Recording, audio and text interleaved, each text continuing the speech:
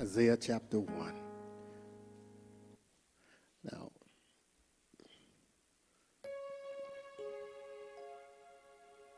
we're going to read 20 verses. We're going to read the first 20 verses of Isaiah chapter 1.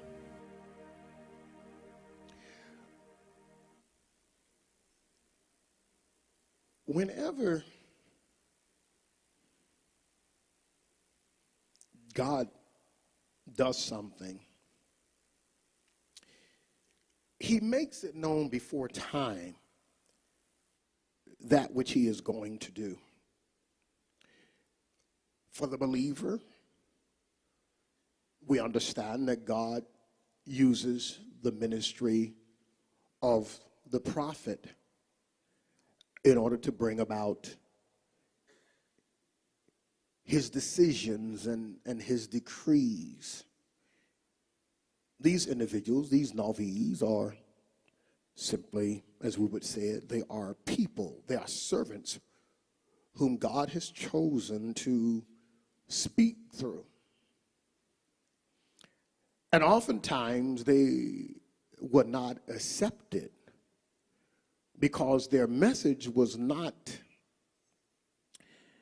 one that you would expect to come from a man. And it was not one that you were interested in hearing if you did not want to yield to the things of God. Isaiah will be one of those people.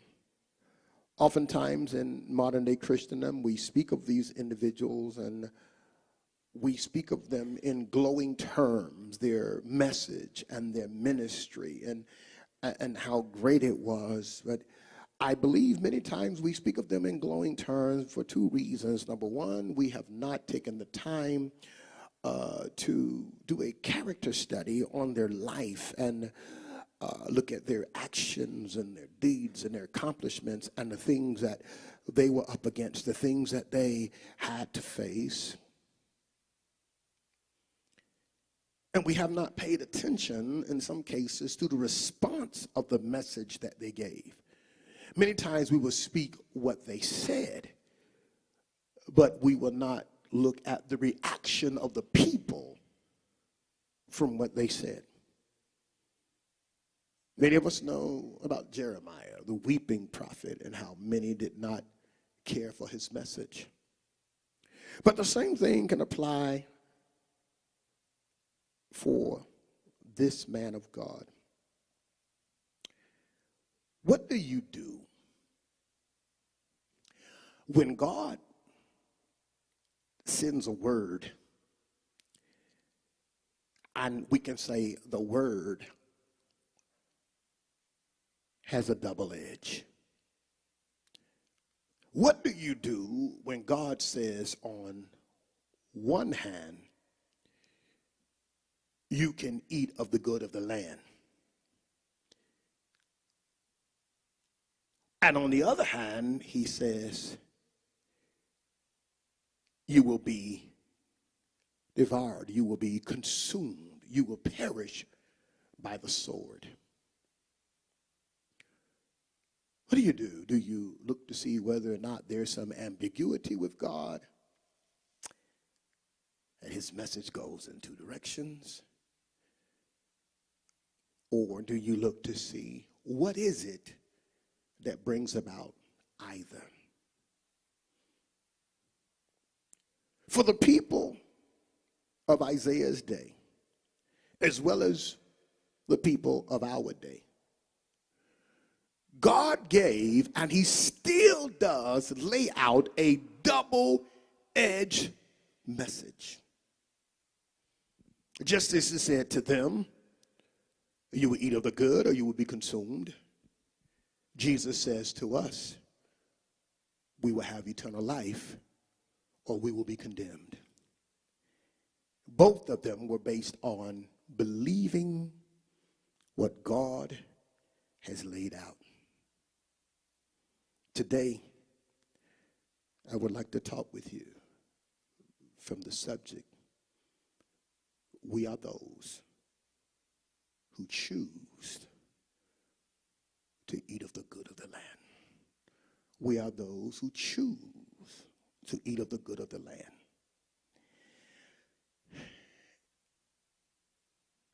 Revelation finishes up by saying that there'll be a day when we'll be able to eat in the garden of the paradise of God. But I don't get to certain places and get to do certain things if I have not walked out God's will. I want to bring some things out. I want to first off, if I might, let me first off go to this prophet. Can I go to this prophet? You don't want to miss this. You just don't want to miss this. I want to go to the prophet, and I'm going to bring it to you. Isaiah was a man who received his calling after he saw what type of man he was. In Isaiah 6, just to go there, because he brings something out.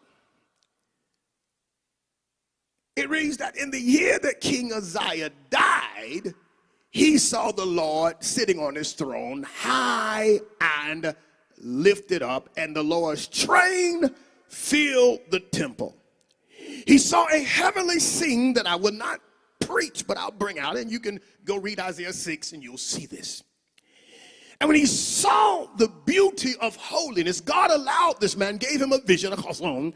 God gave him a picture of heaven. And he saw the purity and the holiness of heaven. And when he saw the purity and holiness of heaven, the only thing that he could say was, woe is me. I am a man of unclean lips. I am in a distressful place.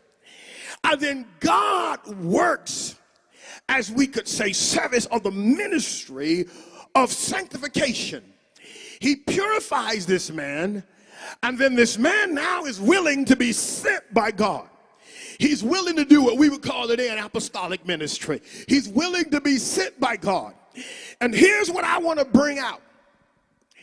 If you ever truly see the holiness of God, if you are truly holy, you've seen it. If you ever truly see the holiness of God, then it will not be difficult for you to see what's not like God. Oh, we got too quiet in here. I guess there's not too many who've seen it, or maybe I need to just explain some more.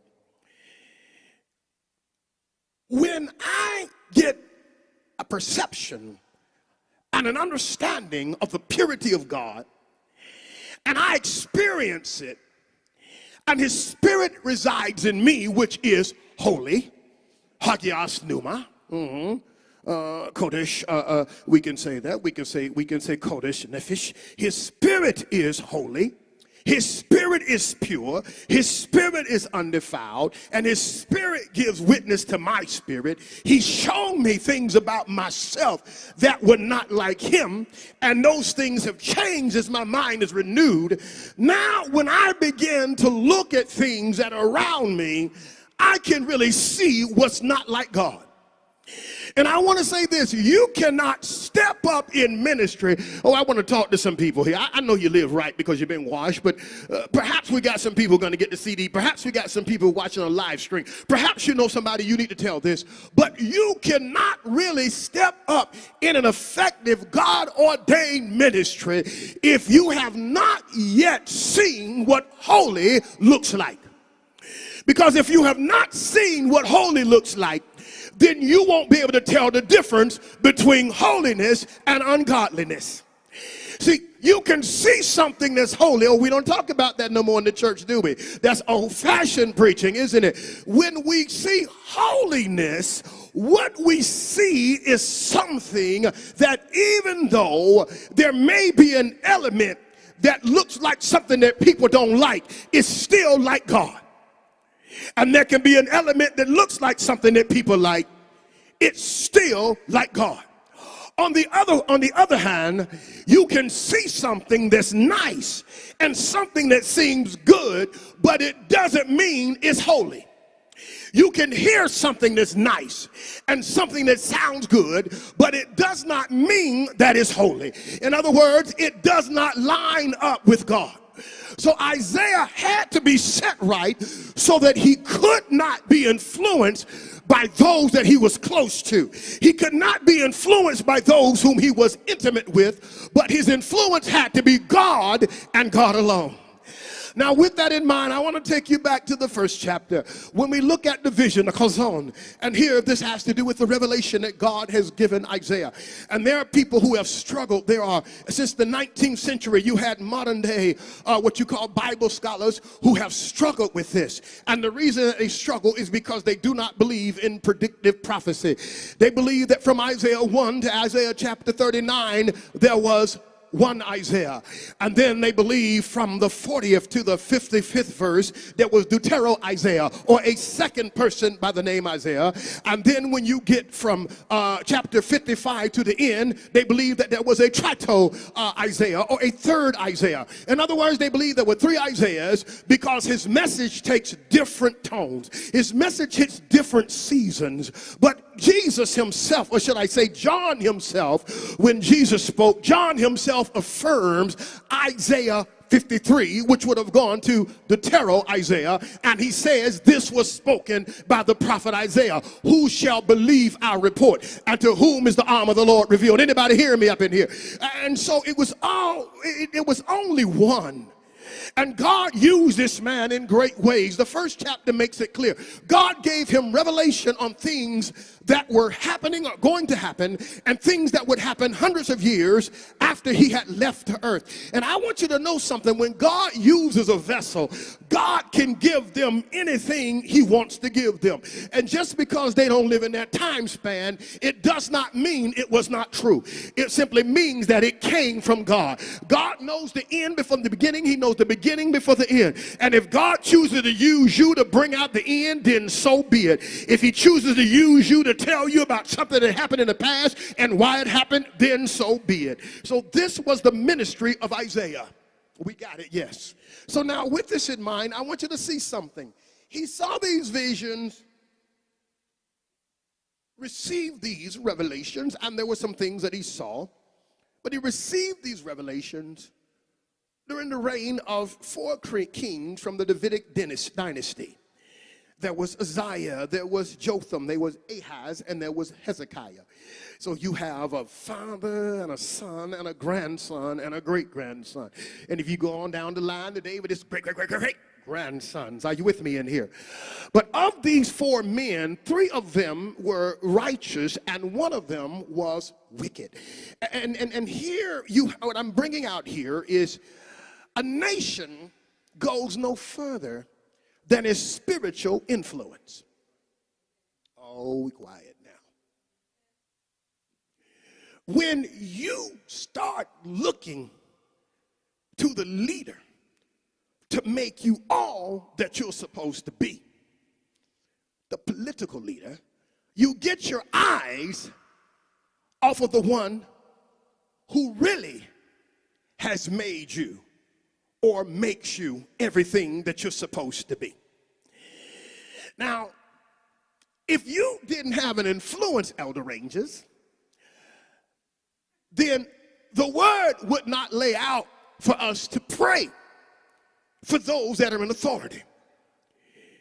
If you didn't have an influence, my question is, what need would there be for you to have the word of God? Would it be for certain men and others are exempt? Or would it be for all? If I might give you an example, let me just go through this. Uzziah. Uzziah was a righteous king. And the word says, as long as he followed the Lord completely, he prospered. As long as he followed the Lord completely, he was successful. When there was a major problem, because during their lifetime, during their reign, there were a number of enemies that they had to encounter. The Philistines were still around because, after Joshua died, they did not drive their enemies completely out of the land. The Philistines were still around. The Assyrians were a world power, and the Assyrians were giving them a very, very hard time. And they would oftentimes call on Isaiah when there was a problem.